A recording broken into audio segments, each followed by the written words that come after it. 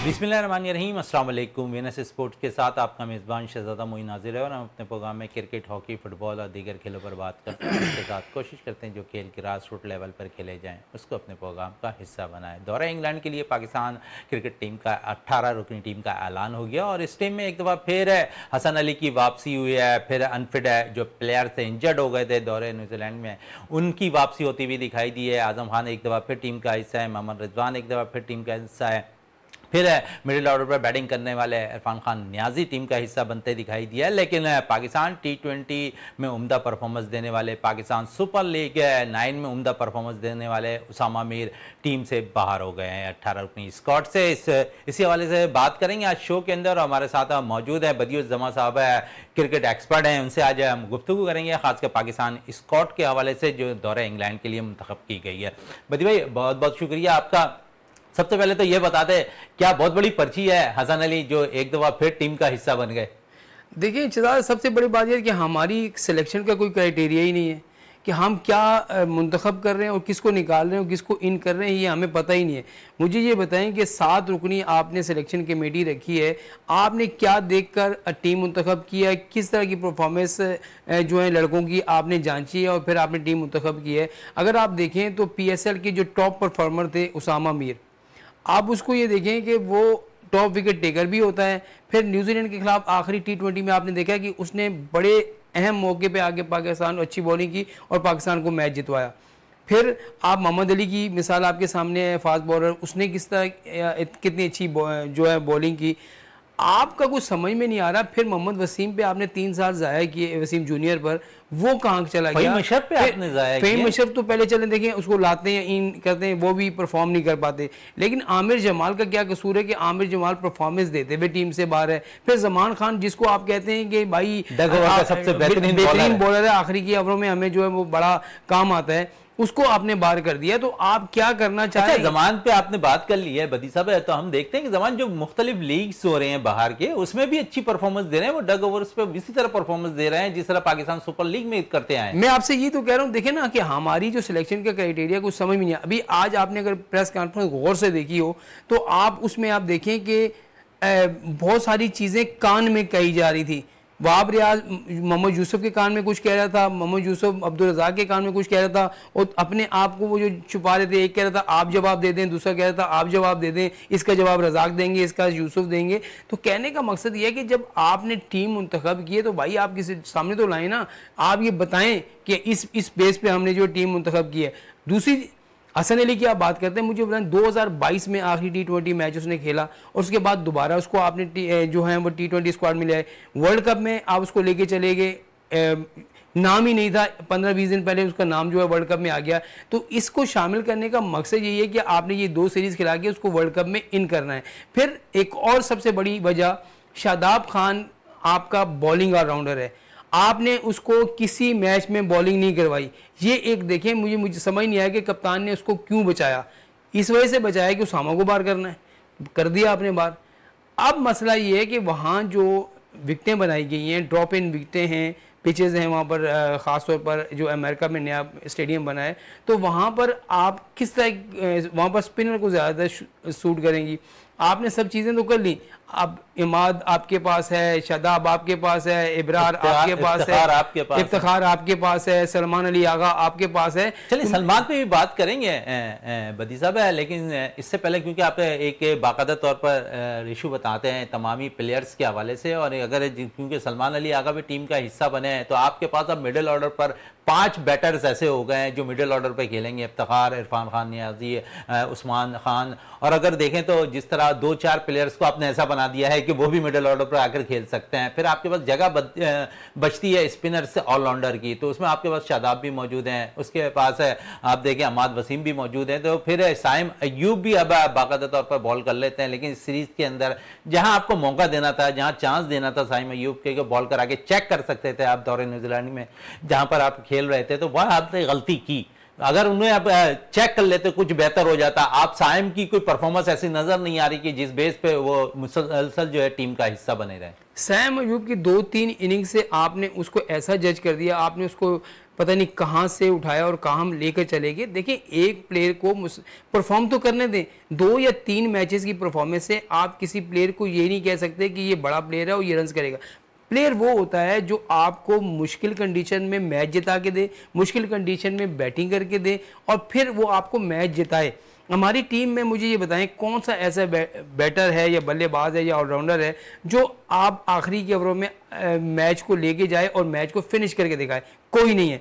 5 तो आपने ओपनर्स में भर्ती किए हुए, 5 ओपनर में से आप 2 को खिलाएंगे, वो 3 जो हैं उन्होंने लाजमी खेलना है। उस्मान खान ने भी लाजमी खेलना है, फ़खर जमान ने भी लाजमी खेलना है, रिजवान ने भी खेलना है, बाबर ने भी खेलना है, साइम ने खेलना है। फिर आप कह रहे हैं ना कि सलमान एरियागा, तो सलमान एरियागा की जगह कहाँ बनती है? 6 नंबर पे तो आप इफ्तिखार को ले आएंगे, 7 नंबर पे आप शादाब को ले आएंगे, 8 पे आप इमाद वसीम को लाएंगे, बाकी 3 आपके पास फास्ट बॉलर हैं। तो आप किस तरीके से ये खिलाएंगे वहाँ आपको समझ नहीं आती।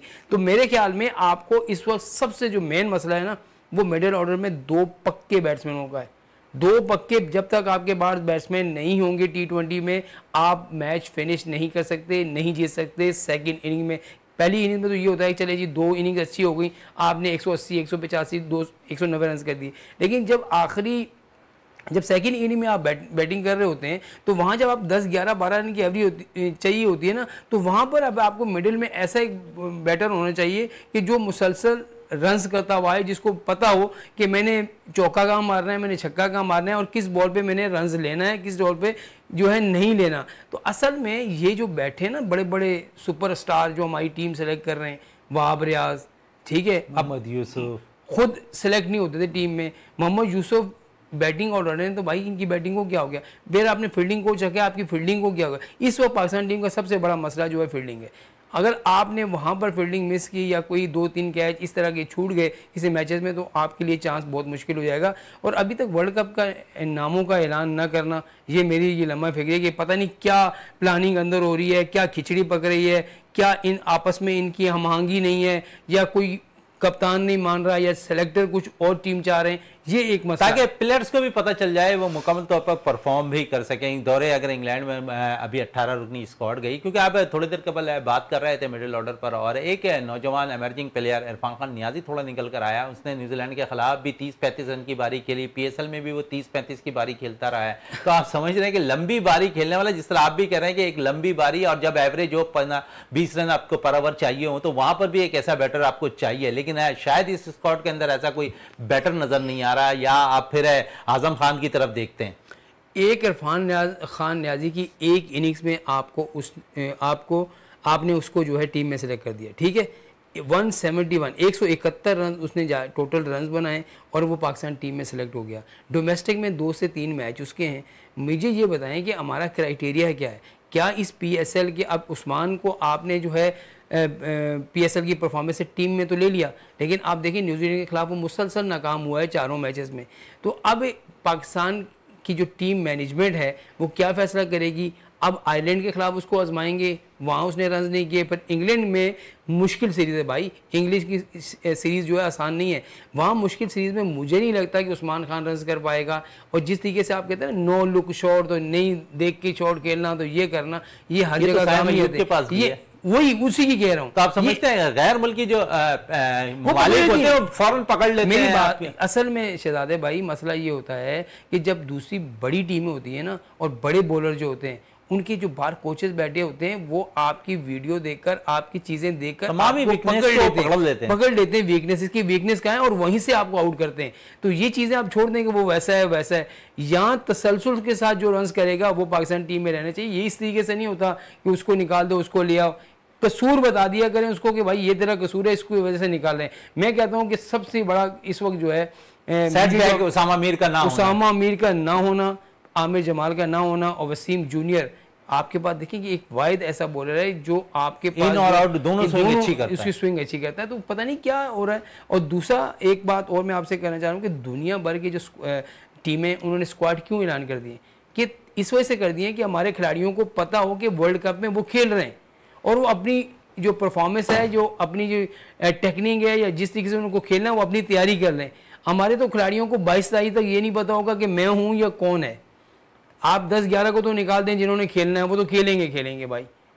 बाकी 3-4 प्लेयर्स के बारे में अभी कोई कंफर्मेशन नहीं है कि कौन से जो परफॉर्म करेगा वो टीम में होगा, नहीं करेगा तो वो वापस आ जाएगा। यही बात आपकी आगे लेके चलते हैं, क्योंकि आपने कुछ देर कबल भी हसन अली के हवाले से यही बात कही है कि इस सीरीज़ के अंदर अगर हसन अली परफॉर्म कर देते हैं तो आप लाजमी समझते हैं कि वर्ल्ड कप का हिस्सा बन जाएंगे वो। वही तो मैं आपसे कह रहा हूँ कि अगर उन्होंने आयरलैंड के खिलाफ 3 मैचेस में आउट कर दिए, ठीक है, 5-6 आउट कर दिए, तो वाह हो जाएगी, हसन अली तो बहुत ज़बरदस्त बॉलर है। फिर इंग्लैंड के खिलाफ 2-4 विकेटें मिल गई, बोलेंगे इसने तो परफॉर्म किया है, तो आप उसको आप कैसे निकालेंगे? आप फास्ट बॉलर की खेप लेके जा रहे हैं। अब RS का फिट हो जाते हैं तो आपके बाद देखें नसीम शाह हो गया, शाहीन शाह अफरीदी हो गया, मोहम्मद आमिर हो गया, फिर उसके बाद हारिस रऊफ हो गया, आप कितने फास्ट बॉलर लेके जाएंगे? तो वहाँ पर जो अटैक है और जितनी मुश्किल कंडीशन वेस्ट इंडीज़ में होती है, तो वहाँ पर अगर आपको जो है ना मीडियम पेसर बॉलर चाहिए, आपको वहाँ पर 160 वाला या 155 वाला नहीं चाहिए। वहाँ आपके पास स्विंग और जो है ना सीम होगा तो आप कामयाब होंगे। ये इस तरीके से समझ आपने एक नाम इसमें भूल गए आप, अब्बास आफरीदी का। अगर देखें तो ऑलरेडी अगर हम देखें तो तमाम ही मैचेस अब तक जितने भी अब्बास आफरीदी को मिले हैं, उसने अपने सीनियर से ज़्यादा अच्छी परफॉर्म अब तक करके दिखाई है। यही है ना, देखिए अब्बास आफरीदी अब किसी को चांस देंगे, भरपूर मौका देंगे तो वो अपने आप को साबित करता है। असल में इसके पास क्या है, वो लाइन टू बिल्कुल विकेट टू विकेट गेंद करता है, उसके पास भी स्विंग है। असल में उसमें उसके घर में एक ऐसा बॉलर मौजूद है कि जो उसको टिप्स देता रहता है, समझाता रहता है कि भाई जोर लगाने से कुछ नहीं होता, आपने बॉलिंग टू दी पॉइंट करनी है तो आपको विकेटें मिलेंगी। मैं उमर गुल की बात कर रहा हूँ कि उमर गुल उसको लाजमी समझाते होंगे, तो इसी वजह से वो कामयाब है। दूसरा, हमारे पास बॉलर बहुत से हैं। नसीम शाह की अगर आप बात करें, बहुत आउटस्टैंडिंग बॉलर है, लेकिन मुझे तजुर्बाकार हैं। आमिर की आप सब लोग कह रहे हैं, तारीफ कर रहे हैं जी आमिर। मैं आपसे ये कह रहा हूँ कि मोहम्मद आमिर में वो दमखम नहीं है जो इंटरनेशनल क्रिकेट में होना चाहिए। लीग में तो आप परफॉर्म कर देते हैं, लेकिन इंटरनेशनल क्रिकेट के लिए आपको जो है ना वो चीज़, मुझे जो न्यूजीलैंड के खिलाफ सीरीज हुई है चला है, बड़ी अच्छी बात आप कह रहे हैं बदिर जमा साहब, लेकिन इसमें आपने बड़ा अच्छा तजिया भी किया आमिर को देखकर, और क्योंकि लाजमी बात है जब आपको अपनी निगाह से एक चीज़ नज़र आ रही, क्या सिलेक्टर्स को उस वक्त उनकी रिधम के बारे में नहीं पता, क्या उनके रिदम को वो जज नहीं कर पा रहे कि किस किस्म की जो इंटरनेशनल लेवल पर उन्हें बॉलर्स चाहिए होते हैं, क्या वो आमिर में अब तक वो दमखम है या नहीं है? पहले एक तरफ आप बात करते हैं कि जी भाई जो इसने पाकिस्तान टीम के लिए पहले रिटायरमेंट ली, जैसे टेस्ट क्रिकेट छोड़ी, वो हमारी टीम का हिस्सा नहीं होगा। फिर उसके बाद जब वो रिटायरमेंट लेता है, पाकिस्तान क्रिकेट बोर्ड के खिलाफ इतनी बातें करता है, सिलेक्टर के बारे में बातें करता है, कप्तान के बारे में बातें करता है, वो बातें आप भूल जाते हैं। और फिर जब वो कहता है जी मैं रिटायरमेंट अब वापस ले रहा हूँ, मुझे इसने कहा है तुम अच्छा कर रहे हो, उसने कहा है मुझे तुम अच्छा कर रहे हो, फिर रिटायरमेंट लेके वापस आ जाता है और वो मुंतखब ही हो जाता है। ये चीज़ नहीं होनी चाहिए। देखिए किसी भी मुल्क में ऐसा नहीं होता भाई, वो देखते हैं कि भाई खेल रहा है, परफॉर्म कर रहा है तो टीम ही होगा, नहीं होगा तो चले जाते हैं। अभी बहुत सारे प्लेयर ऐसे होते हैं, जैसे आप मैक्सवेल की बात कर रहे हैं। मैक्सवेल ने इंडियन प्रीमियर लीग में अच्छी बैटिंग नहीं हो रही थी, वो छोड़ के आ गया। उसने कहा जी भाई मैं परफॉर्म नहीं कर पा रहा, मुझे उस तरह अपनी परफॉर्मेंस से मुतमईन नहीं हूँ, मैं मज़ीद नहीं खेलूँगा। लेकिन हमारे यहाँ क्या है कि हमारे प्लेयर कहते हैं कि मैं रन्स करूँ ना करूँ, आउट करूँ ना करूँ, इंजरी के बावजूद भी खेलूँ। अभी आप जो स्क्वाड की बात कर रहे हैं ना, क्या लगता है कि मोहम्मद रिजवान आपको मुकम्मल फिट है? क्या लगता है कि आज़म खान मुकम्मल फिट है? क्या लगता है कि इरफान खान नियाजी मुकम्मल फिट है? आप इस चीज़ों को भी तो देखें। आप टीम सेलेक्ट तो कर रहे हैं, लेकिन आपको ये चीज़ें तो भी तो देखनी पड़ेंगी। ये जो इंजरी होती है ना, जो एमएसटिंग इंजरी जो होती है, उसको जो घुटने में हुई है अपना मोहम्मद रिजवान को, कोई आसान इंजरी नहीं है, ये बड़ी मुश्किल इंजरी होती है। और बड़े इसको जो है ना सर्वाइव करने के लिए कम से कम आपको महीना, 1.5 महीना, 2 महीने रेस्ट करना पड़ता है, फिर उसके बाद आप रिदम में आते हैं। तो मेरे ख्याल में यहाँ अगर आपने वर्ल्ड कप में जाना है और रिजवान की अगर मैचेस में शिरकत कुछ वो हो जाती है, तो मेरे ख्याल में आपके पास एक रेगुलर विकेट कीपर होना चाहिए, जो मेरे ख्याल में चलो वो रन्स नहीं कर रहा, परफॉर्म नहीं कर रहा, हारिस को होना चाहिए, मोहम्मद हारिस को, क्योंकि आपको रेगुलर विकेट कीपर मैं इसी पे थोड़ी सी आ रहा था स्क्वाड के हवाले से। कल भी मैंने काफ़ी डिस्कशन किया है मोहम्मद हारिस के हवाले से कि मोहम्मद हारिस है और उस्मान खान को मैंने दोनों पे किया, तो उसमें मैंने एक चीज़ देखी कि मोहम्मद हारिस पे आपने जिस तरह तमाम ही प्लेयर्स के हवाले से मैं बात कर रहा हूँ कि उनको मौका आपने अपने साथ रखा, जेल किया, मैचेस खिलाए, और फिर अचानक जो है दूध में मक्खी जिस तरह गिरती है वैसे निकाल कर फेंक दिया। मोहम्मद हारिस का क्या कसूर है? हालांकि आप देखें तो वो T20 का बेस्ट प्लेयर बैटर्स बनता जा रहा था, तो वहां पर आपने तरजीह दे दी उस्मान खान को। उस्मान खान पीएसएल में परफॉर्म करते हैं, एक दफा फिर वो टीम में आ जाते हैं। आया उनका मुस्तकबिल क्या है ये नहीं पता, क्योंकि अब यूएई में क्या उनके मामला चल रहे हैं अब तक इस चीज की वजाहत बिल्कुल नहीं हुई है। लेकिन जो चीजें सामने आई हैं कि क्या है मसला सारा ये है कि जब आपको याद होगा कि जब पीएसएल के दौरान हमने उनकी से सवाल पूछा कि क्या आप जो हैं पीएसएल में अच्छा परफॉर्म करते हैं तो क्या आप जो है यूएई से खेलेंगे, पाकिस्तान से खेलेंगे, तो उसने साफ कहा था जी कि मैं पाकिस्तान से नहीं खेलूँगा, मैं यूएई से खेलूँगा। लेकिन अचानक ऐसा क्या हो जाता है कि वो पाकिस्तान पे राज़ी हो जाते हैं। असल मसला ये है कि जब ये यहाँ से दुबई वापस गए, दुबई में जब उनके जो सरबराह से बातचीत हुई तो उन्होंने कहा भी अभी आपको जो टाइम पीरियड होता है उसको पूरा करने में तकरीबन 1.5 साल लगेगा और उसके बाद जो है आप यूएई की टीम में मुंतखब हो सकते हैं। वो भी यस और नो, यस और नो। तो उसको लेकर ये वापस आए और उन्होंने कहा जी कि मैं पाकिस्तान से खेलूंगा। देखिए पाकिस्तान से खेलना आसान नहीं है, या आपको किसी भी ममालिक से खेलना आसान नहीं है। मसला ये कि ये इंटरनेशनल क्रिकेट है और league cricket, international cricket, franchise की क्रिकेट में और ज़मीन आसमान का फ़र्क होता है। और सबसे बड़ी बात है कि खुदारा मैं अब जो चेयरमैन पाकिस्तान क्रिकेट बोर्ड आए, बेहतरीन फैसले उन्होंने जो है जिस तरीके से विजिट पे किया नहीं अब एज अ वज़ीर आला जो रहे हैं बड़े अच्छे उन्होंने फैसले किए। तो मैं कहता हूँ कि अगर वो क्रिकेट में ही बहुत अच्छे फैसले करें और इन खिलाड़ियों को पाबंद करें कि भाई जो लड़का डोमेस्टिक क्रिकेट खेलेगा, डोमेस्टिक में परफॉर्म करेगा, और ये जो सिलेक्टर आपने बिठाए हुए आगे जो है बैठ के टीम सेलेक्ट करके फिर चले जाते हैं, लाखों रुपए आपके तनख्वाहें ले लेते हैं, इनको ये बोला जाए कि आप जब डोमेस्टिक क्रिकेट हो, Quaid-e-Azam trophy, Pakistan cup, T20 cup, हर मैदान में जाएं और वहाँ हर खिलाड़ी की परफॉर्मेंस को जो है देखें, जांचें, कौन सा बॉलर अच्छा है, कौन सा बैटर अच्छा है, कौन सा जो फील्डर अच्छा है, तो उस बुनियाद पर टीम मुंतखब की जाए। एक पीएसएल को 2-3 मैचेस के परफॉर्मेंस खुदा टीम साहब इस वक्त पाकिस्तान के अंदर प्रेसिडेंट कप जारी है, आपको भी पता है, और अब बहुत से प्लेयर्स ऐसे हैं जो परफॉर्म भी कर रहे हैं। क्या उनको देखने वाला कोई नहीं है? क्या उनकी सिलेक्शन का म्यार सिर्फ ये रह गया है कि ठीक है हम ग्राउंड पे जाएं और मैच खेलें और परफॉर्म करें? डोमेस्टिक क्रिकेट के परफॉर्मर को क्यों दिलचस्पी अब नहीं है? डोमेस्टिक क्रिकेट में जो लड़का रन्स करता है वो उसको पता होता है कि मुझे कोई देखने वाला ही नहीं है। देखिए कल मोहम्मद उरेरा ने सेंचुरी स्कोर की है। उरेरा अभी से रन नहीं कर रहा, उरेरा पिछले कब से रन्स कर रहा है भाई, वो मुसलसल रन्स कर रहा है। डोमेस्टिक क्रिकेट में वो रन्स करता हुआ आ रहा है। देखने वाला कौन है, मुंतखब करने वाला कौन है? मैं यहाँ पर दाद दूंगा पिछली जो अपना कमेटी थी जिसमें कामरान अकमल, तौसीफ अहमद, वसीम हैदर, इनको मैंने देखा है कि ये मुख्तलिफ ग्राउंड्स में जाते थे और वहाँ पर खिलाड़ियों को परफॉर्मेंस को देखते थे और बहुत से खिलाड़ियों से वो बातचीत भी करते थे। भाई आपको सिलेक्टर इस तरह का चाहिए कि मैदानों में जाए, वहाँ खिलाड़ियों को देखे और उनको नाम भी पता हो कि ये उरेरा है, ये जो है उमैर बिन यूसुफ है, ये वो है। यहाँ तो आपके सिलेक्टर मैं आपको लिख के देने को तैयार हूँ कि जितने भी आपके पास सवाए असद शफीक के यहाँ पे जितने भी आपके सिलेक्टर हैं ना, उनको ये नाम नहीं पता होगा कि डोमेस्टिक क्रिकेट में फलानी टीम से कौन कौन से खिलाड़ी खेल रहे हैं। बिल्कुल सही बात आप कह रहे हैं। और फिर उनका मुस्तकबिल क्या है? आप ये कह रहे हैं कि बाकायदा तौर पर वो परफॉर्मेंस तो कर देते हैं, लेकिन सिलेक्शन का म्यार पाकिस्तान के अंदर ऐसा नहीं कि वो परफॉर्मेंस पर टीम में आ जाए, सिवाय पाकिस्तान सुपर लीग के अंदर। अब पीएसएल में क्या है? पीएसएल में ये क्या है कि जो फ्रेंचाइज की मर्जी है भाई, वो जो 18 लड़के जो पिक करती है उसकी मर्जी है, वो पिक करे और वो ले लें। तो उसी वजह से ये होता है। अब वहाँ पैसा है। अब मुझे बताएं ना कि आप जो कैटेगरी के हिसाब से अगर एक खिलाड़ी को लो से लो कैटेगरी इसमें 25 से 30 लाख रुपए मिल जाते हैं, उसने अगर वो बेंच में भी बैठा होता है 30 लाख रुपए लेके घर चला जाता है, तो उसके लिए क्या मसला है? वो तो कहता है भाई मैं पीएसएल खेल रहा हूँ। असल में अब जो लीग, इंटरनेशनल लीग शुरू हो गई हैं, तो इसमें ये होता है कि खिलाड़ी की पाकिस्तान की तरफ से खेलने की तवज्जो कम हो रही है और लीग्स में खेलने की तवज्जो ज़्यादा हो रही है। क्यों? कि वहाँ पैसा ज़्यादा है। अब यूएई की जो अभी लीग हुई है इंटरनेशनल लीग, उसमें बताएं इतने पैसा था कि बहुत सारे खिलाड़ी, अब ये आमिर और इमाद की बात करते हैं ना कि पाकिस्तान टीम आए, क्यों आए? कोई नहीं बोलेगा, नहीं बोलेगा कोई नहीं, इस वजह से कि इनको चाहिए एनओसी।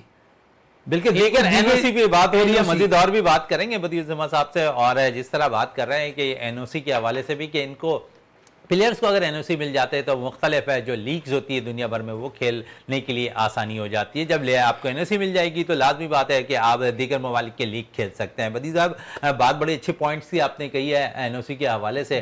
तो आप समझ रहे हैं कि अब क्योंकि मोहम्मद आमिर अगर परफॉर्म नहीं करते हैं सीरीज के अंदर, क्या उनकी सिलेक्शन भी वर्ल्ड कप में मखशूस हो जाएगी? नहीं, ये मोहम्मद आमिर वर्ल्ड कप खेलेगा भाई, वो परफॉर्म करे आयरलैंड के ख़िलाफ़, इंग्लैंड के ख़िलाफ़ परफॉर्म करे ना करे, इमाद वसीम परफॉर्म करे ना करे, ये लोग वर्ल्ड कप में होंगे।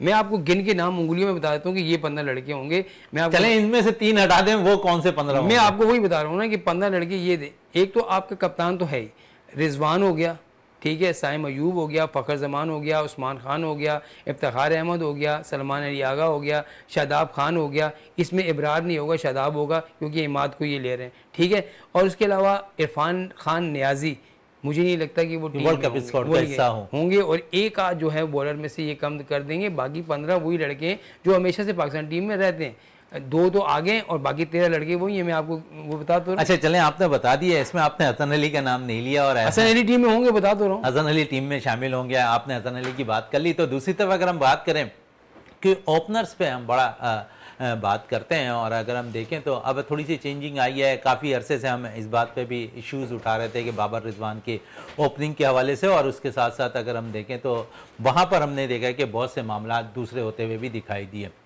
और फिर हमने बाबर और रिजवान के हवाले से अगर मैं बात कर लूँ तो अब ऐसा लगता है कि जिन विकेटों पे एक दफ़ा फिर बाबर आए रिजवान के साथ ओपन करते दिखाई देंगे। आपको ऐसा लगता है? मुझे भी ऐसा लग रहा है कि शायद अगर बाबर आए, बहुत सी चीज़ों पे हम देख रहे हैं कि ओपनिंग पार्टनरशिप लंबी नहीं जा रही है जिस तरह माजी में हो रही थी। साइम बहुत जल्दी आउट हो जाते हैं, फिर यही कुछ है सामने होता हुआ दिखाई दे रहा है। आप समझ रहे हैं कि यहाँ पर बाबर एक दफ़ा फिर रिजवान के साथ ओपन करते दिखाई देंगे? देखिए मुझे नहीं लग रहा कि रिजवान को ये ओपन खिलाएंगे। ये बाबर और साइम अयूब जो है यही ओपन करेंगे। रिजवान को इन्होंने कह दिया कि आप 3 नंबर पे खेलें, पे 4 नंबर पे अगर उस्मान खेलता है तो वो खेलेगा, या फ़खर खेलता है तो वो खेलेगा। ये 4 नंबर तो आपके पक्के हैं।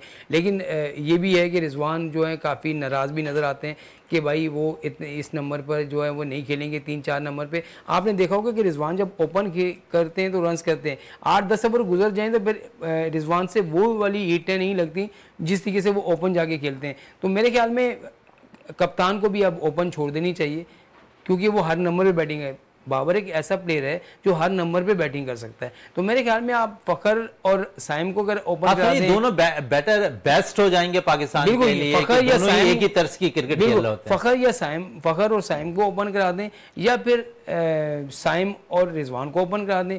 1 डाउन जो है वो आप जो फ़खर जमान को भेज दें, 4 नंबर पे बाबर खुद आ जाए तो ये। लेकिन कप्तान तो ऐसा करेंगे नहीं। अगर आपने जीतना है तो आपको हिकमत अमली बनानी होगी। तमाम टीमों ने हिकमत अमली बनाने के लिए आप समझ रहे हैं कि सिर्फ आपके पास 8 मैचेस हैं, 7 मैचेस आपको अब खेलने हैं। ये 3 आपने आयरलैंड के खिलाफ खेलने हैं, 4 मैचेस जो हैं आपने जो है इंग्लैंड के खिलाफ खेलने हैं। 7 मैचेस हैं, और 7 मैचेस में तो कोई बैठेगा और कोई खेलेगा, ये वो चीज़ नहीं होती। लेकिन ये जो जहाँ पर टीमें तैयारियाँ जो 6-6 महीने 7 साल पहले करती हैं, हम तैयारियाँ जो 2 महीने पहले करते हैं, और 2 महीने पहले भी हमारे में ये वही हो रहा था कौन खेलेगा कौन नहीं खेलेगा, क्या होगा क्या नहीं होगा। अभी तक कोई पता नहीं चल रहा है इनको, सिलेक्टर को नहीं पता कि हम टीम जो मुंतखब करते हैं कि क्या है, क्या परफॉर्म करेगी। चलें, सेलेक्टर को नहीं पता होता कि टीम कौन सी मुंतखब हो ना हो, ताकि अगर वो सिलेक्टर ग्राउंड्स के अंदर जाएं तो बहुत कुछ है सामने आ जाता है प्लेयर्स के हवाले से। क्योंकि बदरीज़ अहमद साहब ने अभी कुछ देर कबल कहा कि कामरान अकमल, तौसीफ़ अहमद और वसीम, ये 3 ऐसे सिलेक्टर्स थे जो बाकायदा तौर पर ग्राउंड पे जाया करते थे, प्लेयर्स को बाकायदा जांचते थे और उनकी परफॉर्मेंस को अपनी आंखों से देखकर सिलेक्ट किया करते थे। इस सब चीज़ों पे मज़ीद और भी बात होगी। और अब हमें स्टूडियो पे ज्वाइन कर दिया है क्रिकेट एक्सपर्ट है इकबाल मेमन साहब ने। इनसे भी आज पाकिस्तानी टीम के हवाले से भी बात कर लेते हैं जो अनाउंस हुई है दौरे इंग्लैंड के लिए। क्या कहेंगे इकबाल साहब? है अब हम देख रहे हैं कि इस टीम के अंदर है फास्ट बॉलर, ओपनर्स और फिर मिडिल ऑर्डर पर हमारे पास है कुछ बैटर्स अच्छे मुंतखब हुए हैं, लेकिन टीम में एक चीज़ फिर वही हुई है कि हम बाकायदा तौर पर पुराने प्लेयर्स को एक दफ़ा फिर लेकर आ जाते हैं। हसन अली एक दफ़ा फिर वापस आ गए हैं टीम के अंदर। आप समझ रहे हैं कि यहाँ हसन अली का आना दीगर बॉलर्स के लिए ख़तरे की अलामत बनती जा रही है। हाँ देखें, डिमोलाइज तो हो जाते हैं, लेकिन ये कि अब ये तो कार्ड्स में था कि हसन अली आएंगे, क्योंकि जब सिलेक्शन के जो है कुछ पावर्स बाबर के पास हैं तो हसन अली के चांसेस थे। मगर ये कि माजी में अगर हम आईसीसी चैम्पियंस ट्रॉफी में देखते हैं तो उस वक्त हसन अली की जो है बॉल में तेज़ी थी, और वो जो शॉर्ट ऑफ लेंथ कराते थे तो वो स्किड करती थी, और उससे काफ़ी हमने विकेटें ली, और इवन फाइनल में भी वो 3 विकेटें ले गए थे। तो हो सकता है कि ये भी एक्सपेक्टेशंस हों, और बाबर को ये हो कि भाई अगर ये आयरलैंड और इंग्लैंड के ख़िलाफ़ अच्छा कर लेगा तो उसको वर्ल्ड कप में भी ले जाएंगे। लेकिन देखिए शहज़ादा, हम अगर शाहिन शाह अफरीदी को देख लें तो एक अपनी क्लास है, फिर उसके बाद अगर हम हारिस रऊफ हैं तो स्पीड मर्चेंट हैं वो, और इस वक्त जो मोहम्मद आमिर का सिलेक्शन है तो उनमें एक गाइल है, उनमें एक स्किल्स है जो कहीं पे भी काम आ सकते हैं। लेकिन ये कि हसन अली और मोहम्मद आमिर की स्पीड मोर और लेस, मतलब जो है नसीम शाह कहाँ जाएंगे? हाँ, नसीम शाह तो डेफिनेटली वो थर्ड स्पेयर हेड होंगे ही होंगे, क्योंकि देखिए बाकी ये जो दो खिलाड़ी हैं, ये अगर किसी को इंजरीज हुई तो उसमें चांसेस हैं, या फिर अगर 4 फास्ट बॉलर्स के साथ जाते हैं जो लग रहा है कि हो सकता है जाएं, क्योंकि शादाब एज ए ऑलराउंडर आएगा और उसामा मीर तो है नहीं, बाकी इब्रार को लेके आए हैं तो, और सलमान अली आगा हैं जो ऑफ स्पिन भी कराते हैं। तो देखिए अब तो उसके बाबर के जहन में होगा कि टीम कॉम्बिनेशन कैसी होगी। एक चीज़ मैं आपको बता दूं शहजादा कि हमारे पास बैट्समैन जो है कोई भी एक्स्ट्रा ऑर्डिनरी नहीं है। अगर हम एक्स्ट्रा ऑर्डिनरी के कैटेगरी में अगर हम किसी को डालते हैं तो वो रिजवान और बाबर ही हैं, ये हमारी मजबूरी है। अभी बदी साहब थे, बदी साहब यही कह रहे थे कि हमारे मिडिल पर कोई ऐसा बैटर नहीं है जो 15, 17, 20 रन की जब आपको ज़रूरत हो इस स्ट्राइक रेट से खेलने की, तो वहाँ पर आपके पास ऐसा कोई बैटर नहीं है कि इस तरह हिटिंग करता हुआ दिखाई देगा। सिवाय एक मैं समझता हूँ बदी साहब है कि आजम खान एक ऐसा प्लेयर है जो शायद 15 रन पर ओवर चाहिए हो तो शायद वो इसको अगर चल जाए तो अगर चल जाए। असल में होता ये है कि जब आप T20 क्रिकेट बिल्कुल मुख्तलिफ खेल है, आप इसको किसी दिन जिसका दिन होगा वही टीम जीतेगी, लेकिन यहाँ आपको परफॉर्म करना पड़ता है। असल में यह है कि जब हम सियासत से निकलेंगे, जब हम टीम को जो है वो जो परफॉर्मेंस बेस बनाएंगे तो फिर आपकी टीम की परफॉर्मेंस बहुत अच्छी हो जाएगी। अगर आप 3-3, मैंने अभी बहुत पहले भी आपको कहा था कि 2-2, 3-3 मैचेस की परफॉर्मेंस वो भी PSL से आप उठा के पाकिस्तान टीम का कलर उसको दे देंगे तो फिर कैसे आपको चलेगा? फिर आपको डोमेस्टिक क्रिकेट बंद कर देनी चाहिए, क्योंकि उसका कोई फ़ायदा ही नहीं है। डोमेस्टिक क्रिकेट वाला परफॉर्म साल करके बेचारा थक जाता है, उसको टीम में चांस नहीं मिलता। कोई अमरान गुलाम आपके सामने है, वो आया वो चला गया, फिर जो शफीक था, अब्दुल्ला शफीक, उस पर आपने कितनी मेहनत की, वो आया और बेंच में बैठाया, उसको बाहर कर दिया गया। तो कहने का मकसद ये है कि आमिर जमाल आपके सामने आया ऑस्ट्रेलिया में, जिस तरह की उसने परफॉर्मेंस दी, फिर उसको आपने जो है बाहर कर दिया। PSL के आखिरी 2-3 मैचेस में उसकी परफॉर्मेंस देखें वो कैसी थी। सिर्फ और सिर्फ ये होता है कि सिर्फ कप्तान के रेगुलर मैच की अगर आप बात कर रहे हैं ना, तो एक प्लेयर्स के हवाले से मैं भी बहुत ज़्यादा मैंने उसको भी देखा है। हुरैरा पे अभी कुछ देर कबल बात भी हो रही थी। जब आप हुरैरा को मुंतखब नहीं कर पाते हैं तो फिर आप उस्मान खान को किस क्राइटेरिया पे इंतखाब कर लेते हैं, ये समझ में नहीं आया। देखिए एक गैर मुल्की खिलाड़ी अगर आपकी उसमें आता है, ज़ाहिर है वो जब UAE से खेल चुका, वहाँ चला गया और वहाँ की उसने अप्लाई भी किया तो वो आपके लिए ओवरसीज़ प्लेयर हो गया। वो यहाँ पाकिस्तान से PSL खेलने ओवरसीज़ प्लेयर आया, फिर यहाँ उसने परफॉर्म किया उसने, और फिर वहाँ से जब उसको वहाँ पर जो है वो जो है ना हरी झंडी दिखा दी गई तो फिर वो यहाँ वापस आया, ठीक है जी मैं खेलने को तैयार हूँ। आप मुझे बताएं उसको एडजस्ट कैसे करेंगे? 4 मैचेस की परफॉर्मेंस आपके सामने है, उसने क्या किया, फिर आयरलैंड में और इंग्लैंड में उसकी परफॉर्मेंस नहीं हुई तो उसका कैरियर बिल्कुल ख़त्म होता हुआ नजर आता है। कम से कम ये तो था ना कि UAE में वो लीग खेल के इधर उधर लीगें खेल करके अपना वो जो है पैसे तो बना रहा था, लेकिन अब UAE ने भी उस पर 5 साल भी पाबंदी लगा दी है। तो ये चीज़ें वो होती हैं कि आप अपने प्लेयर को जो है तरजीह नहीं देते। जो खिलाड़ी पाकिस्तान से, हम कहते हैं जी हम अपने खिलाड़ी को वो चांस नहीं देते। भाई आपका खिलाड़ी वापस आया, उसको चांस मिला, फिर उसने परफॉर्म नहीं किया तो इसका जिम्मेदार कौन है? कहने के एजाज़ की बात उसके लिए होगी कि वो पाकिस्तान से खेल रहा है, पाकिस्तान के लिए एजाज़ की बात नहीं है कि उस्मान जो है पाकिस्तान से आके खेला है। तो यहाँ मैं वही आपको कहा कि ये जो डम्मी किस्म के जो सिलेक्टर रखे ना आपने, ये सिलेक्टर जो हैं डमी टाइप के हैं, जब तक ये खिलाड़ियों को करीब से जाके नहीं देखेंगे। अच्छा, डमी की आप बात करें, लेकिन तमाम ही एक्सपीरियंस होल्डर हैं और मुझे हैरत हो रही है क्योंकि अगर असिस्टेंट कोच की मैं बात करूं अजहर महमूद की और फिर सिलेक्टर्स में अगर मैं बात करूं अब्दुल रज़ाक की, इनके होते हुए आपने फास्ट बॉलिंग ऑलराउंडर कोई नहीं रखा है। हैरत की बात है क्योंकि माजी में देख लें तो दोनों ही बड़े अच्छे ऑलराउंडिंग कारकर्दगी दोनों की अच्छी रही, अब्दुल रज़ाक के भी अजहर महमूद के भी, लेकिन इसके बावजूद हमने देखा कि कोई फास्ट बॉलिंग ऑलराउंडर टीम में नहीं है। वसीम जूनियर एक ऐसा प्लेयर था कि जो अच्छा बैटिंग ऑलराउंडर भी बॉलिंग ऑलराउंडर बन सकता था। फिर आपके पास आमिर जमाल जो प्योर जो है बॉलिंग ऑलराउंडर है, उसको आपने उठा के बाहर कर दिया, तो प्लेयर फिर कहाँ से आएगा?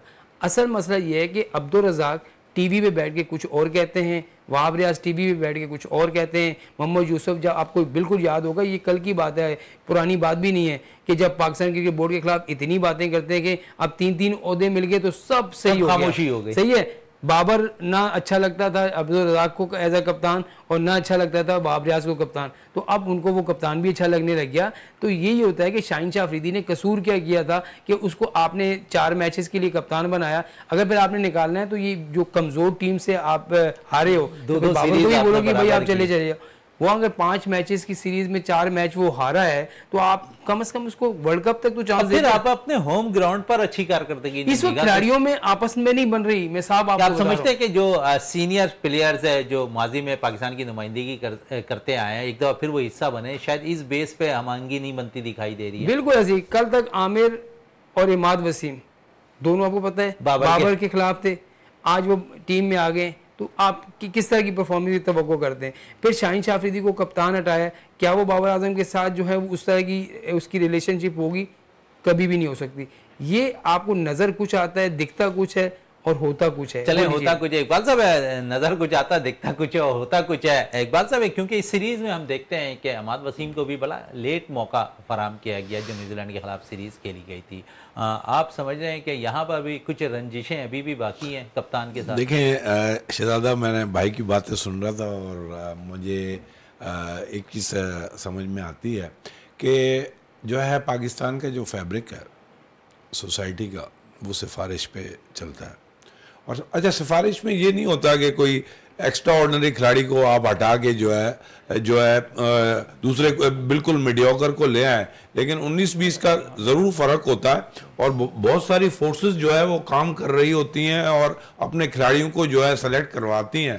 तो मैं इस भाई की बात बिल्कुल मैं मानता हूँ कि बहुत सारे खिलाड़ी जो है उसमें मिस आउट हो जाते हैं, जिसमें जमान खान है और हमारे वसीम जूनियर हैं और फिर उसामा मीर भी हैं।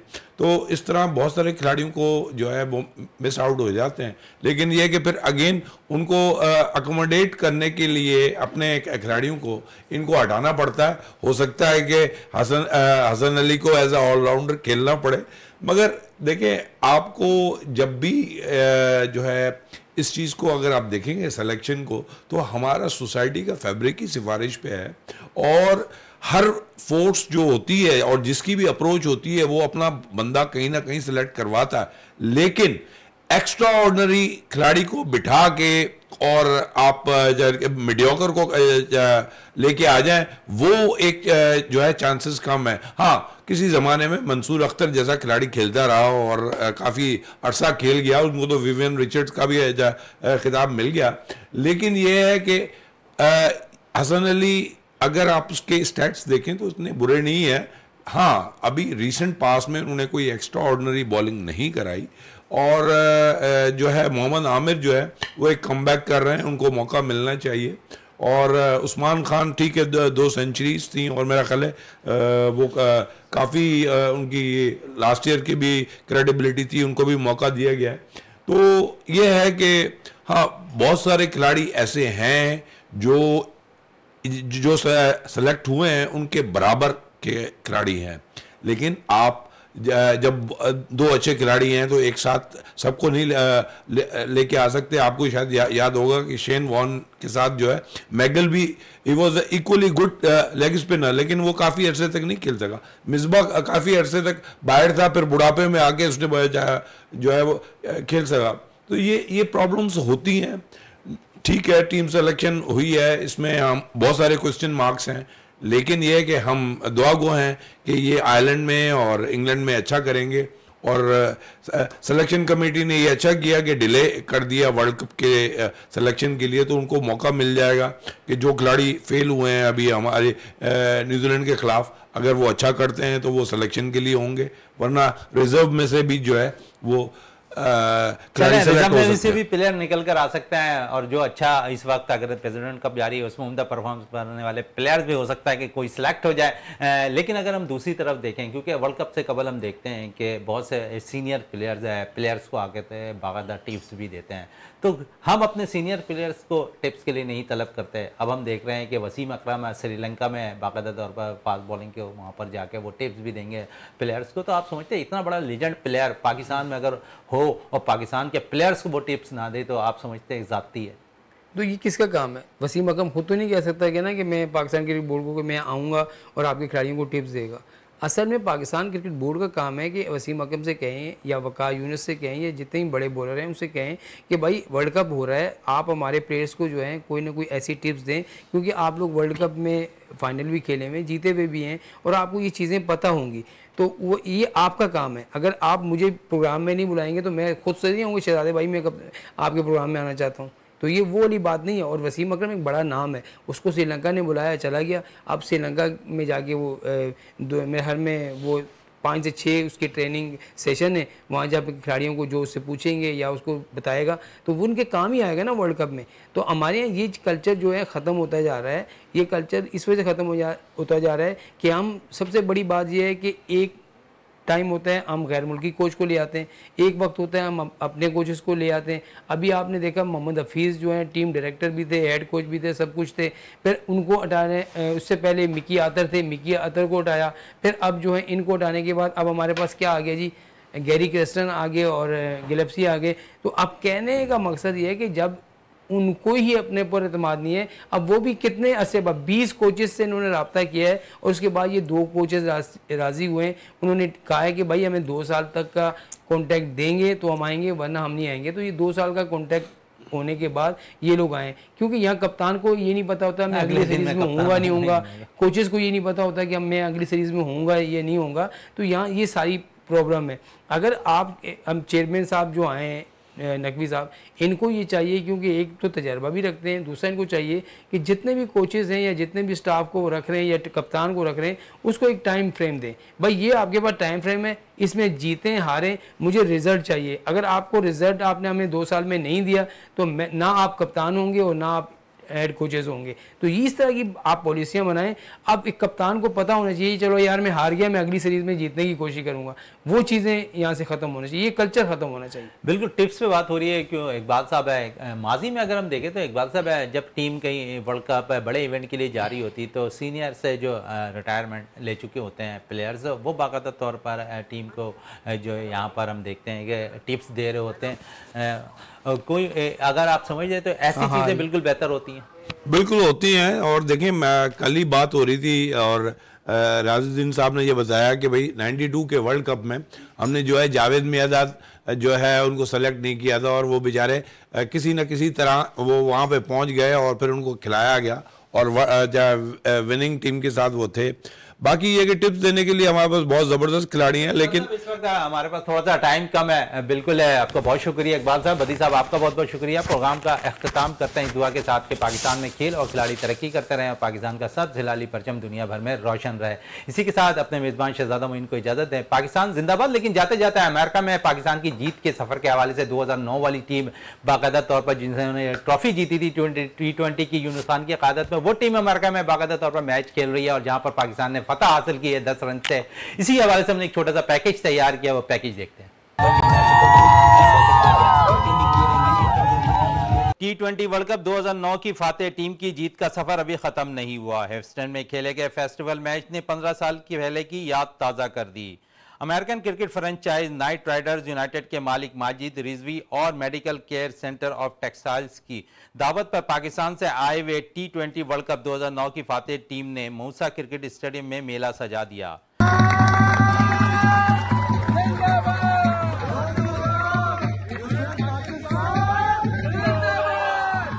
नुमाइशी क्रिकेट मैच जबरदस्त अंदाज में खेलकर दिलचस्प बना दिया। ह्यूस्टन के शहरी अपने हीरोज की एक झलक देखने के लिए दूर दराज से आए हुए थे। किसी ने सेल्फी बनाई तो कोई ऑटोग्राफ लेता दिखाई दिया। स्टेडियम के चारों जानिब क्रिकेटर्स की रौनकें बिखेर दी। नुमाइशी मैच में पाकिस्तानी कप्तान यूनुस खान ने टॉस जीतकर पहले बैटिंग का फैसला किया। मुकर्रर 20 ओवर में पाकिस्तानी टीम 170 रन बनाने में कामयाब हुई। पाकिस्तानी टीम 170 रन बनाने में कामयाब हुई। ओपनर कामरान अकमल ने 41, फवाद आलम 48, अब्दुल रज़ाक ने 57 रन की इनिंग खेली।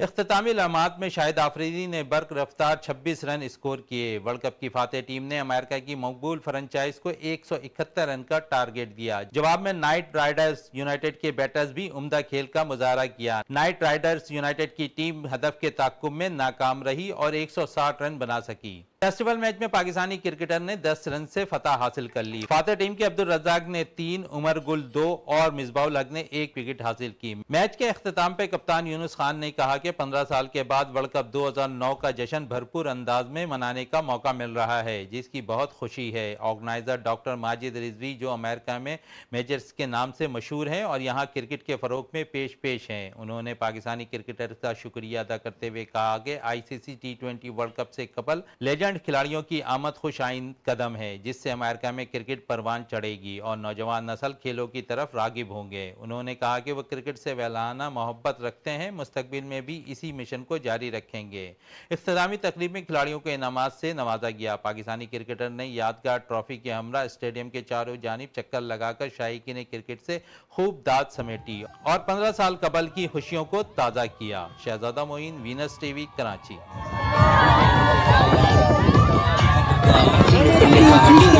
खिलाड़ी